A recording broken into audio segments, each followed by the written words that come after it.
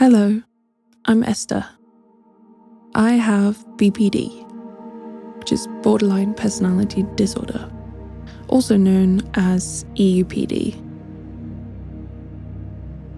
There's been a lot about BPD in the press over the last couple of years, also in the media just generally forever.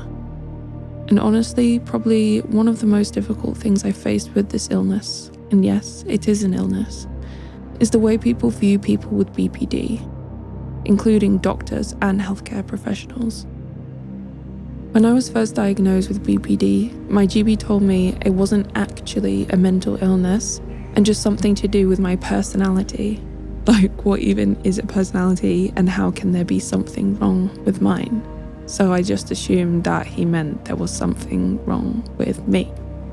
There's actually so much research on BPD that shows the effect of the disorder on the brain.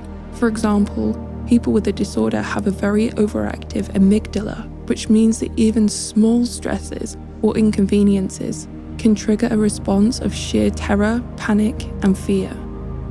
We live in an extreme world of pain and worry, but for some reason we are often demonized, judged more harshly for our responses, and at times even rejected by mental health services, labeled manipulative, and essentially seen as a trash can diagnosis where there's not much they can do.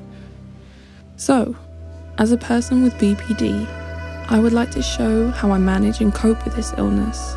In an attempt to shake the shame and guilt we're so often lumped with, I've fought very hard to be where I am today, and I'm extremely blessed for the life that I have now, but it came with a huge amount of work, self-improvement, self-awareness, and realizing that the only person who can truly help me is me.